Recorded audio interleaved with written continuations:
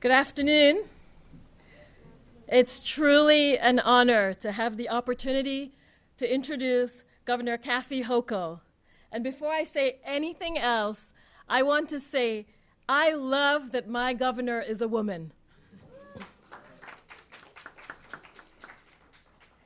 My name is Annetta Sicharan, and I'm the Executive Director of Chaya Community Development Corporation, based in Queens, serving low-income South Asians, Indo-Caribbeans, and Latinx community members.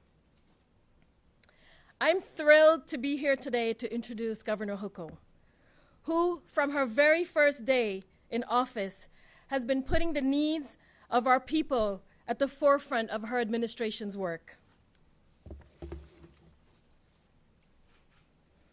Governor Hochul had only been in office a few days when Hurricane Ida hit. Lives were lost, homes were destroyed, and what's worse, many of the Ida victims were already among the most impacted by the COVID pandemic. On that morning after the storm, and you may recall a bizarrely quiet and sunny morning, which belied the tragedies of the night before, the Governor Hochul, was walking the streets of our neighborhoods to see for herself the destruction. And this is who Governor Hochul has been since taking office in late August.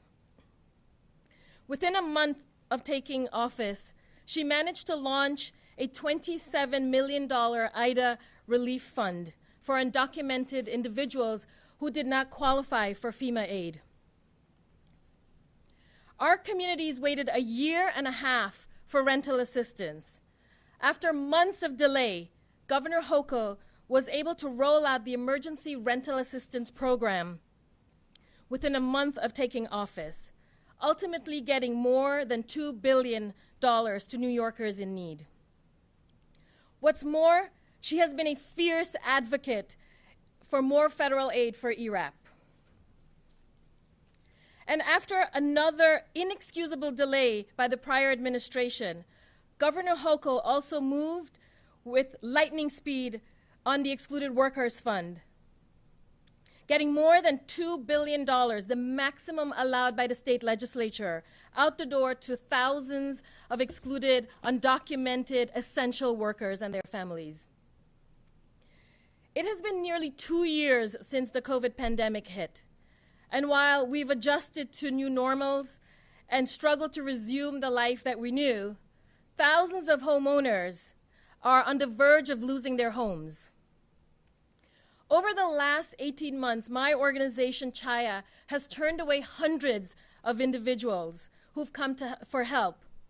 And that's because there's nothing that we were able to do to help them. They were seeking financial assistance.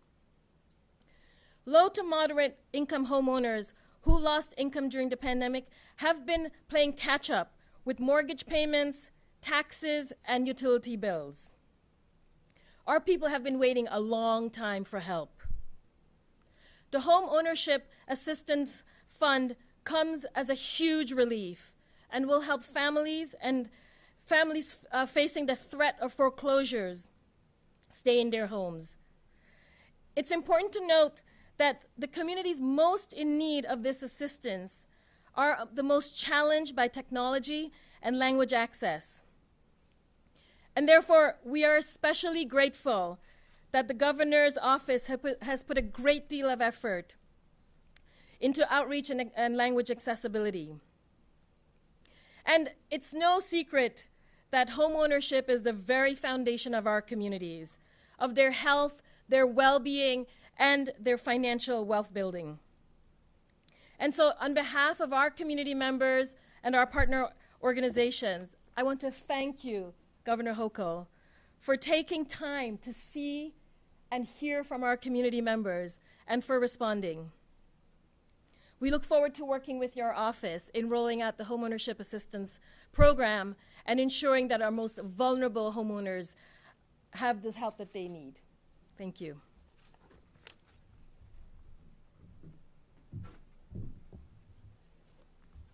Good afternoon, and thank you, Annetta, for your impassioned remarks to talk about the people that you represent so strongly and so in such a committed way to make sure that their voices are lifted up. And that's what this is all about, making sure that no one who has suffered from this pandemic, who, whether they were a renter, we focus very intensely on the rental relief programs, which you said had been held hostage for a while or not executed in a timely fashion, but also at the same time very conscious of the fact that there were many, many homeowners who were suffering just as well, those who were living on the margins to start, who lost their income because of no fault of their own, because of the pandemic, and got behind in their payments or were not able to make their other payments to be able to live in their homes. So I want to thank you, for everyone at CHIA, for continuing the outreach and giving people hope. And that is something we need to do to make sure that they don't give up and they know that there are government programs to assist them. So I want to thank you. I also want to thank the individuals who deserve the credit for this.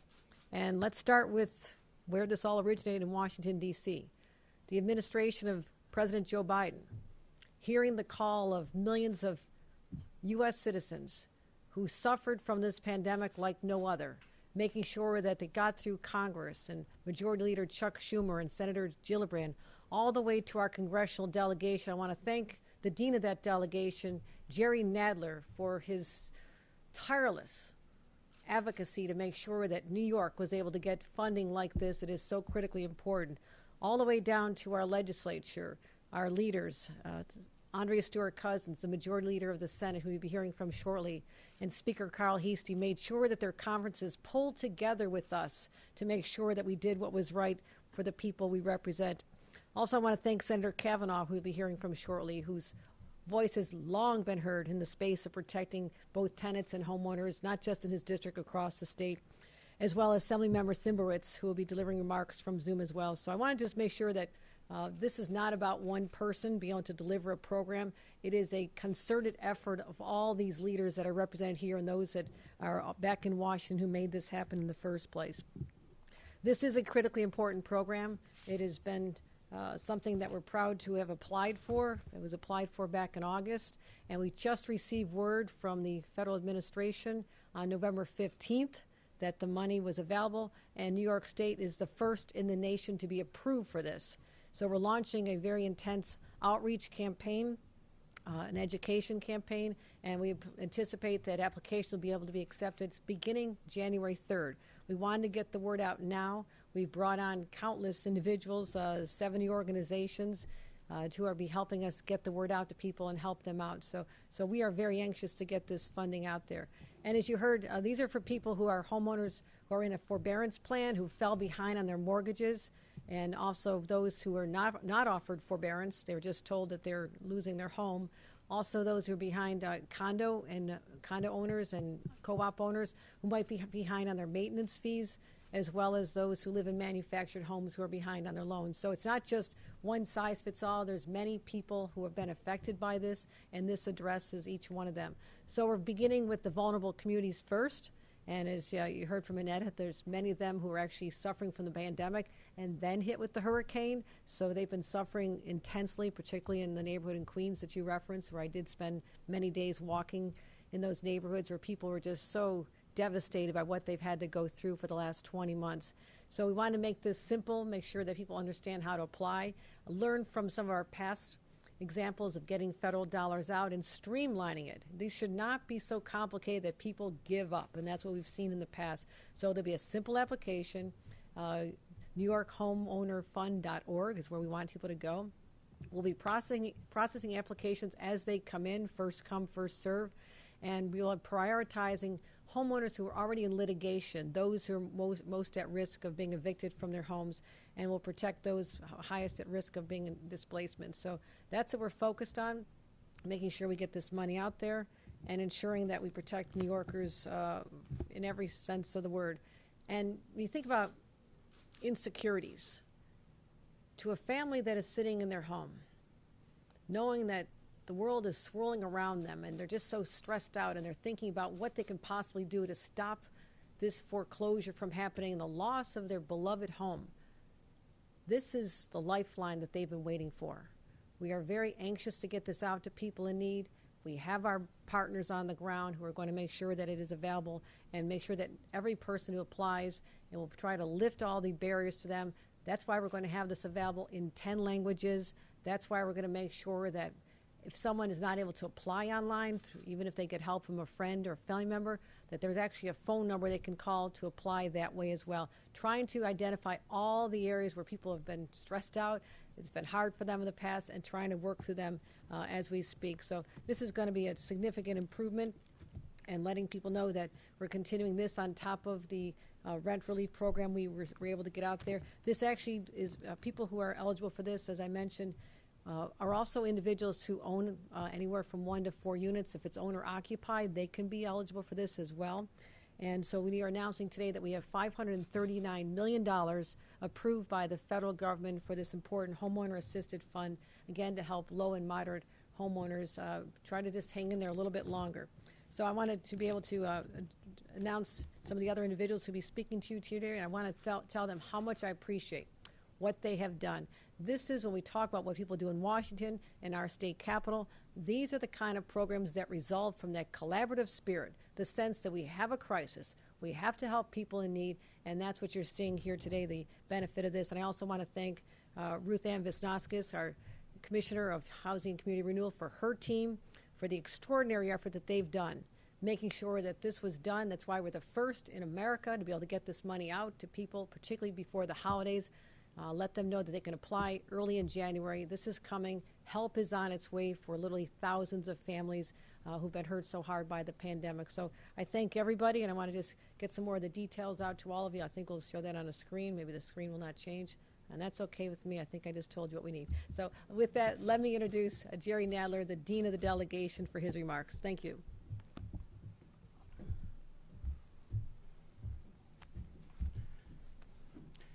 Well, thank you very much, Governor. Thank you for you and your entire team for working so tirelessly to get to this moment, when New York became the first state in the nation to be approved by the Treasury Department to launch its Homeowner Assistance Fund.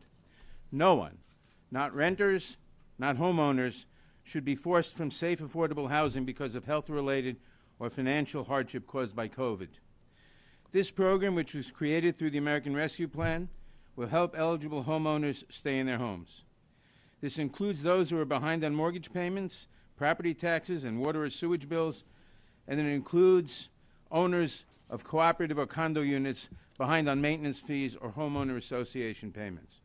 I'm proud we were able to all work together at all levels of government, the governor's office, the state legislature, and the New York congressional delegation, so that no one would be left behind.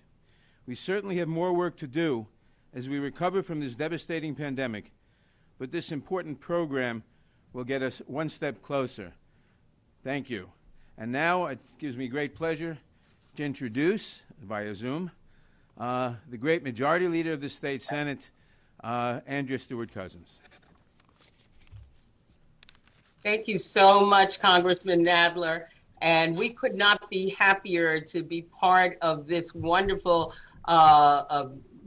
declaration of some help coming to our homeowners.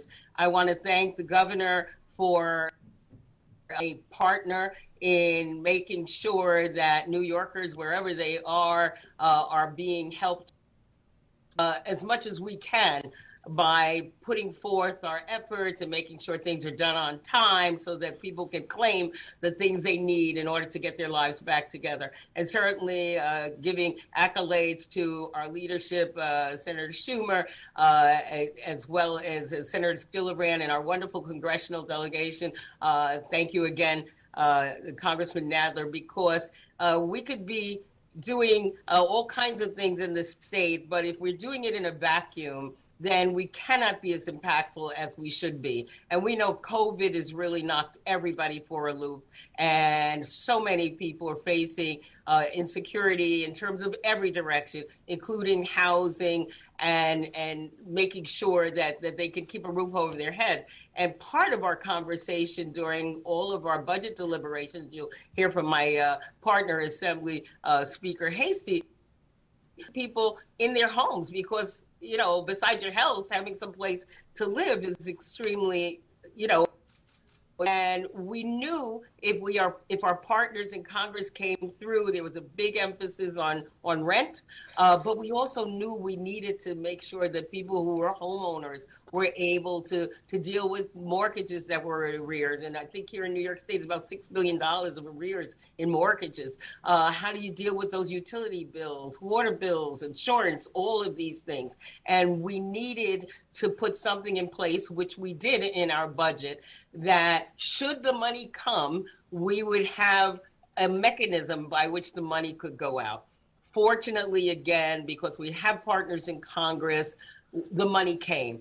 Fortunately, we had a mechanism by which to administer this money through the state government. Fortunately, we have a governor who got this moving quickly, and we have a commissioner, and I also want to who made sure the paperwork looked good enough for us to be number one.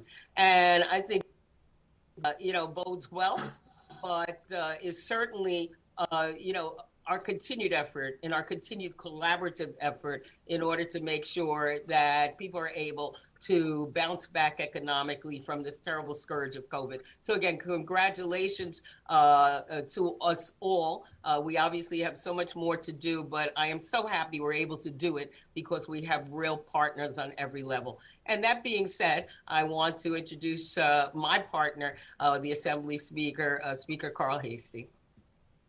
Thank you, Madam Majority Leader.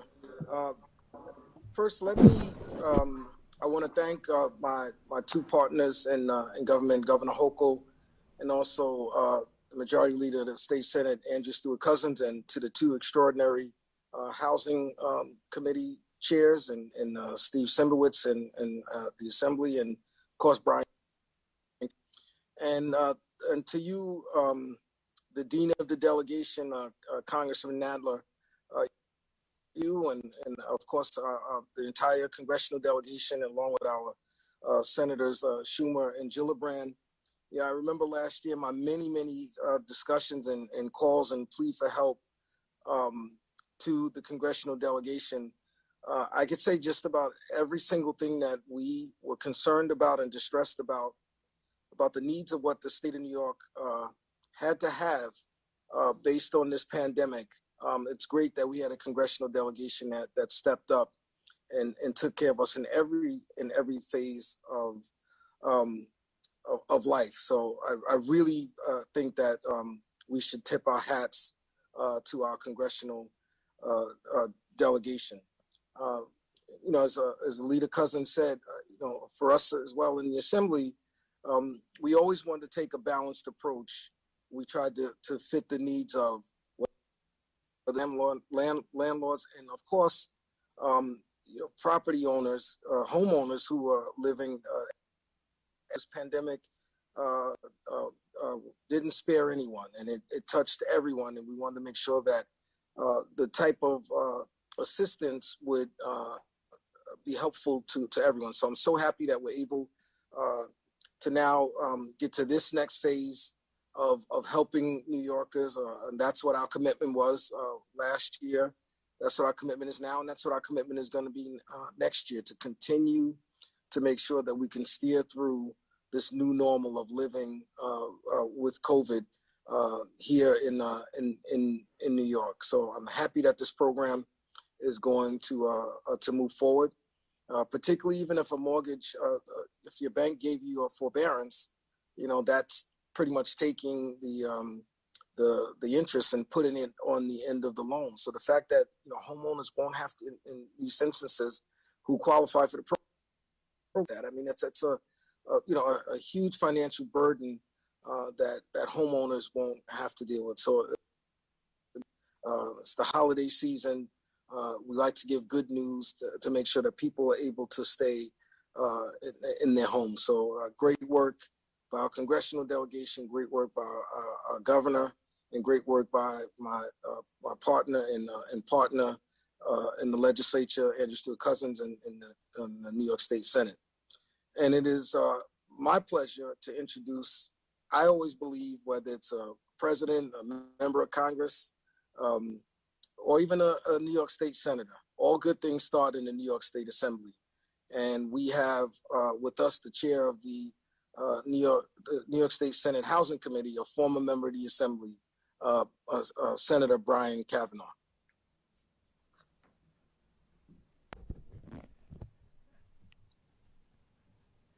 Thank you very much, Carl Hasty, who, as Carl notes, I had the great honor and pleasure of serving with for 11 years in the Assembly, and learned a great deal from him and from my colleagues, and particularly from the Assembly Housing Chair, Steve Simbrowitz, I'll introduce in a moment. But I'm going to just briefly join the gratitude fest that's going on here today. We really are tremendously grateful for the congressional delegation, for our 2 U.S. senators, and for Jerry Nadler and our congressional delegation for delivering extraordinary amounts of resources for us so that we can address the needs of every New Yorker, and particularly in the housing space where I've been working. And of course, our great leaders of both houses of the legislature, and what is particularly new here is a governor who began even during the interregnum, that 2 weeks when the prior governor had announced that he would be leaving, and we knew that new governor was coming in, but already began speaking emphatically about the need to ensure that we keep everybody in their homes, that nobody loses a home because of the health crisis or because of the economic crisis that has quickly followed that. And we know that crisis has been long, and it has been brutal for many of us, and we know that it is continuing. We are 21 months into this pandemic. We still have many people dying throughout the state, but we have taken aggressive steps in New York, I would argue, almost uniquely in America, to address this in a comprehensive way through our moratoria legislation, through an enormous rental assistance program. We are now #1 in the nation in terms of making that rental assistance program work. But there has been a big gap, and that has been the gap in not having financial relief for homeowners. We've addressed the danger of people losing their homes through the moratoria legislation, both through mortgages as well as tax issues, but having a funding source that allows us to begin to pay the costs that have been incurred over this time and that people have been unable to pay themselves because of job losses and income loss as a result of COVID really is a critical step. In my district, I would note in particular that co-op owners who are homeowners, that's one of our biggest ways of having homeownership in the city, have been excluded so far from programs, and they will be included in this program. We have a lot more work to do. We will be back in session in January. We will continue to work with our partners, looking to ensure that we continue to do what's necessary to ensure that nobody loses their home, to reflect the fact that housing is very much health care all the time, but particularly in a crisis like this. The CDC did an analysis of eviction moratoria and found out when they are allowed to expire prematurely, COVID infections go up directly as a result of that. So we know that housing policy, as we've done it, has been effective so far. We know that we need to continue to work to be effective. And again, it is a great honor to serve with the legislative leaders we've heard from, with a great governor. And I should note Ruth Ann Wisniewski, who at HCR really has crafted a wonderful program. It is no accident that this is the first such program that's been approved in the nation. So now, without further ado, there's often competitive relationships between the different houses of the legislature, but I had, again, the great pleasure of serving with Assemblymember Simbrowitz for very long. When he was the housing chair, I was a member of his committee, and now it is a great honor, and it's been an extraordinary productive relationship where we really have worked together to solve so many of these crises, both before the pandemic and as it set in 21 months ago. So without further ado, Assemblymember Steve Simbrowitz, chair of the Assembly Housing Committee. Thank you, Brian. Thank you very much. Good afternoon, everyone. I'm pleased to join the Governor, Congressman Nadler, and my colleagues in government for this very important announcement.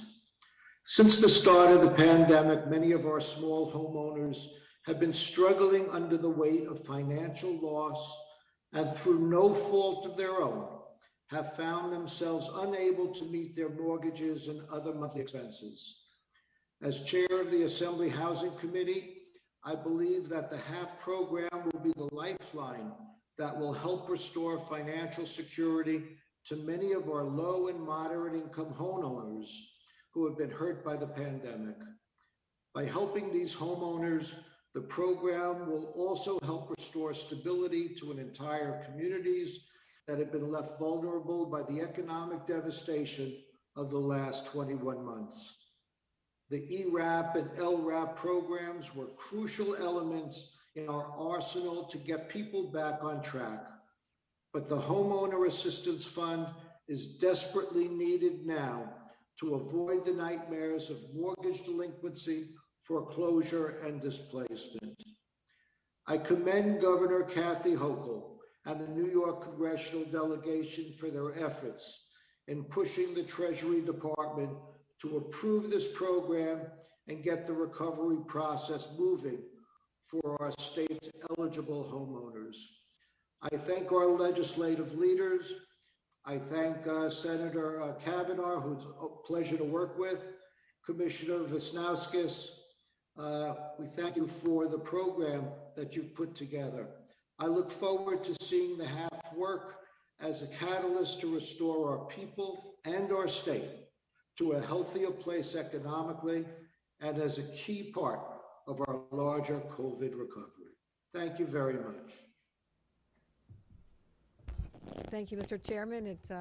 At this time, we'll clear the room and I'll return for questions. But again, I want to thank our incredible partners here. This does not happen without collaboration and a willingness to roll up our sleeves and work together on behalf of the people of this state. And that's how we've operated thus far, and that's how we're going to continue working, especially as we enter the session in a matter of weeks. So thank you for attending today.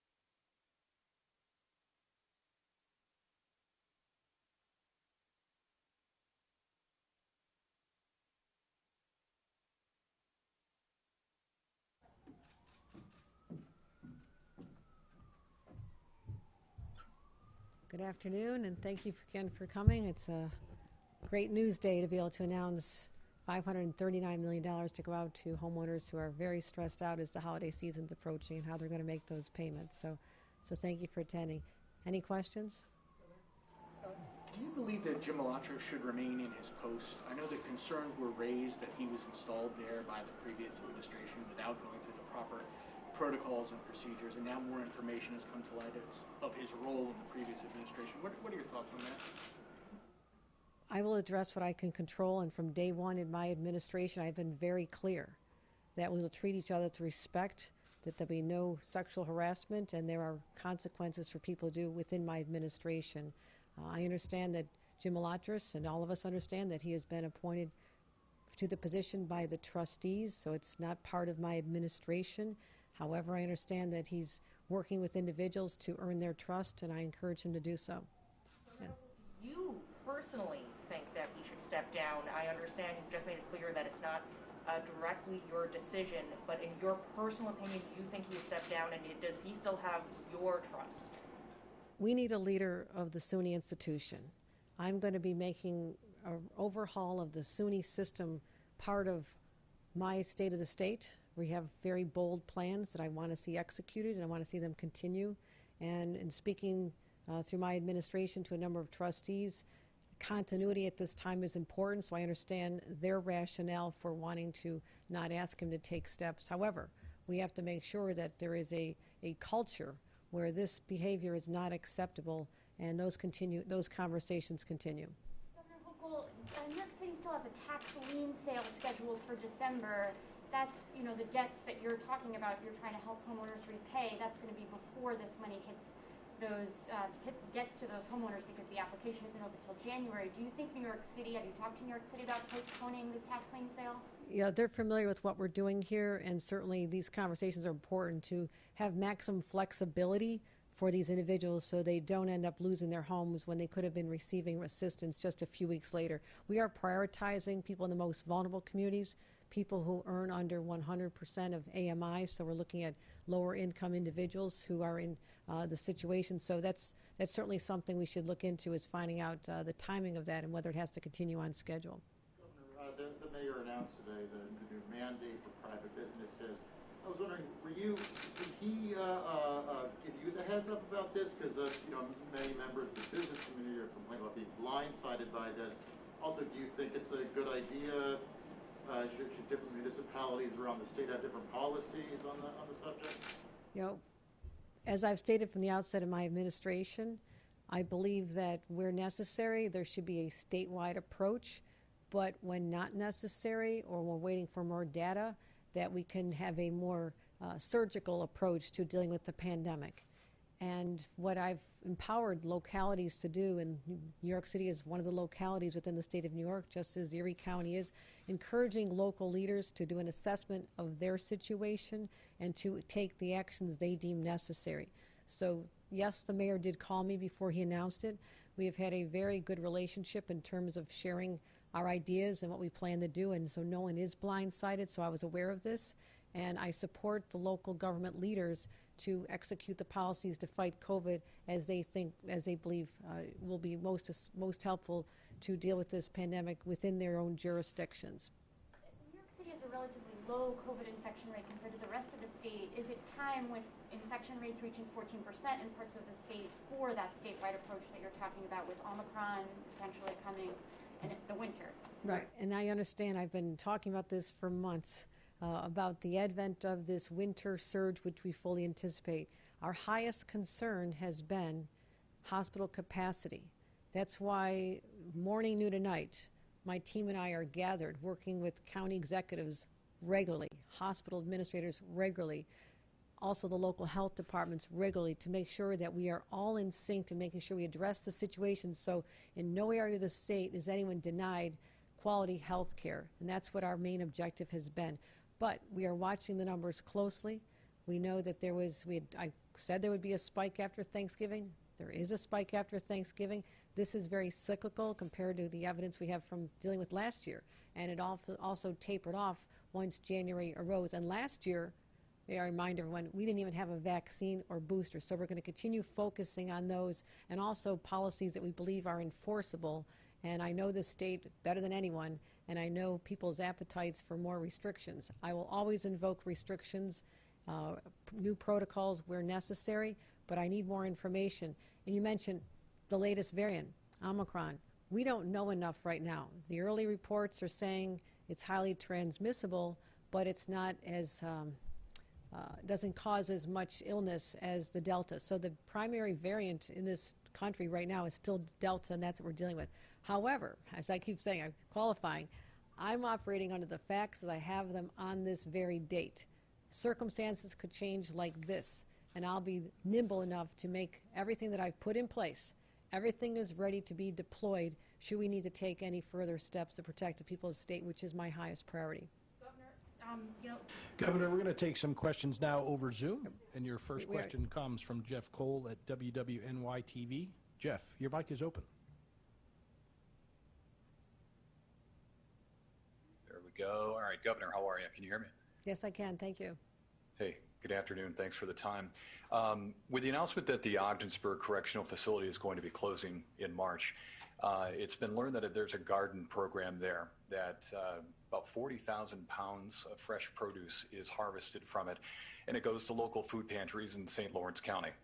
Senator Ritchie has asked you to reverse the decision to close the Ogdensburg facility and instead keep it open, expand the garden program so more people could be fed downstate. So wondering if you are aware of it, are you considering reversing the decision? And if not, will you increase the funding for those local food pantries that are going to be without the 40,000 pounds of food because they don't have it in their budget to go out and buy that food? So they're now in a problem as well because of this decision with Ogdensburg. Thank you. Well, I'm happy to address that on a number of fronts. One is that I have been very concerned about farmers, those who produce our crops and our dairy, and how we can make sure that it gets to the food banks. And a program that was launched during the pandemic, which was very successful, is called Nourish New York. Literally just 2 weeks ago, I stood in Queens at a place which was very heartbreaking to see, a line of 8,000 people looking to get Thanksgiving food to bring home to their families. And we announced that this program is now permanent. So New York State will be committed going from that day forward to making sure that we use state resources to purchase items from local farmers to get them into the food banks. However, the situation you talk about is something I'm willing to look at, how we can continue growing those crops and getting that food into food banks or replacing it somewhere else. But that should not be a reason to keep a facility open. And we're only closing 6 at this time, and every one of them has less than half of the capacity that it was built for. And it's a good thing that we have fewer people in prisons right now. I believe that is true. But I also said I knew there would be economic impacts on a local community. I had a prison close not far from where I grew up, and there's a lot of people I knew personally who would no longer be able to have the job where they wanted to as a corrections officer. So we offer those jobs to corrections officers elsewhere.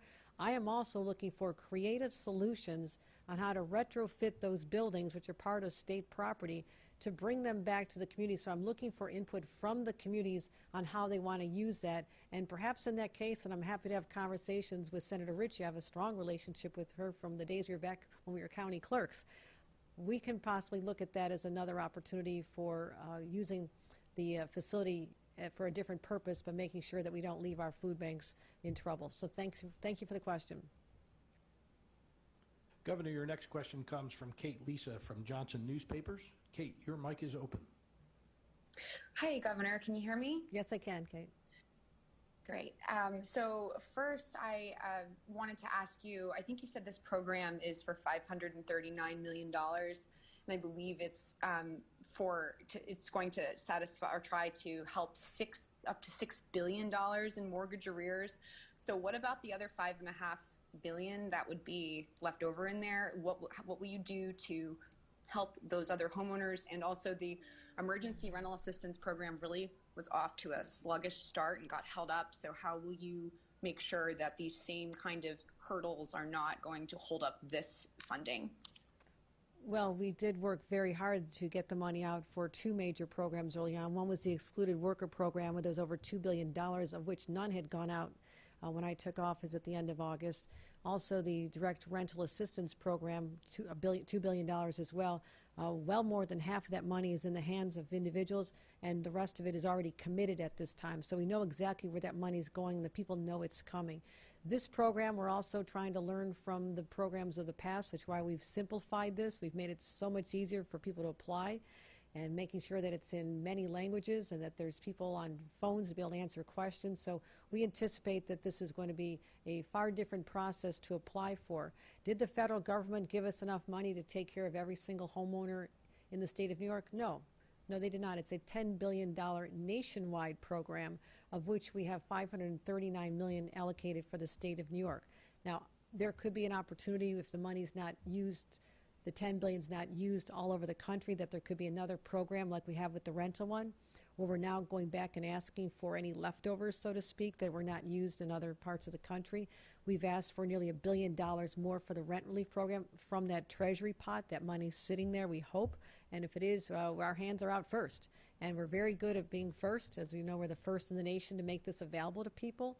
It'll never be enough, but it's far more than we have right now. The average family will be able to secure about $30,000. The maximum is $50,000. So it is not the complete answer to the crisis.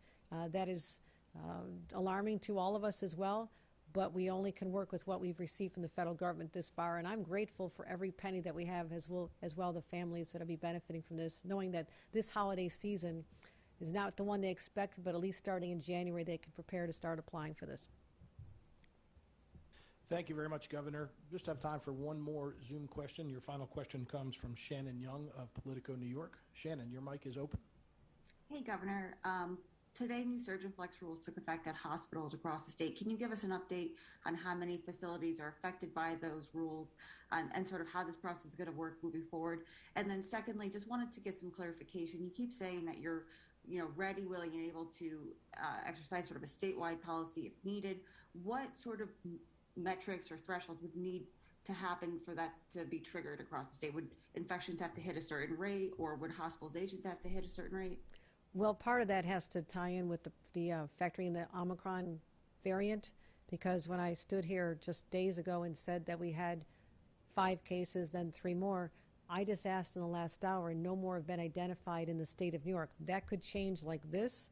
We know after a weekend there's less processing going on, less sequencing going on in the lab, so I was waiting to see what would happen on a Tuesday. Right now we don't have more identified. That would have been a major trigger if we saw that there was 2 things. One is we're still waiting for information from the CDC and health experts to tell us, is this a variant that is lethal, that is something that is having breakthroughs from not just vaccinations but possibly booster shots? That's the data that we don't have right now, but I'm waiting to process that and determine what the landscape looks like and project out as far as we can as whether or not this is going to get worse, or are we going to hit a point just after the holiday season where it's going to start coming down. So that's all what goes into the calculation of what we're doing here. First part of your question was, I think I answered it, but I wanted to make sure. Elective surgery, I'm sorry. Got my mind on a lot of topics right now. Elective surgery will be announcing at 5 o'clock today the hospitals that will be ceasing elective surgery. I want you to know that this has been worked on 24 hours a day by our team to work with the healthcare providers. We did not want to return to a scenario in the early months of the pandemic where there was a wholesale shutting down of elective surgeries regardless of what the infection rate was in a region. So in fact, New York City was hit the hardest, but there were counties like Orleans County and Cattaraugus County and others where they really had almost no cases, but they also had to stop elective surgery. So we've learned a lot from that experience to not just have a one-size-fits-all approach, make it more targeted to the hospitals that really are in trouble or the hospital systems in a region. So we think that there'll probably be around 30 in the 30s, I would say in the 30s right now. And again, those are areas where we're sending assistance. We have the National Guard literally on the ground now to relieve some of the pressure that's going on in nursing homes. Again, nursing homes are where the places people are being kept in hospitals longer than necessary because they can't be discharged to the nursing home because they don't have enough staff. So I figured this out, that the best way to deal with this is to bring in more assistance to some of the nursing homes. Also, some of the downstate hospital systems are also allowing us to borrow people and have them go to other parts of the state. And so you'll start to see that pressure relieved. It's not going to be an easy situation. We expect to see a continuation, but not an uncontrolled situation. That's important. We know the data. We're in close contact with elected leaders. We support their local efforts. And again, I'm reserving the right to take further steps if necessary. So thank you all for coming out today. I appreciate your interest in this program. Thank you.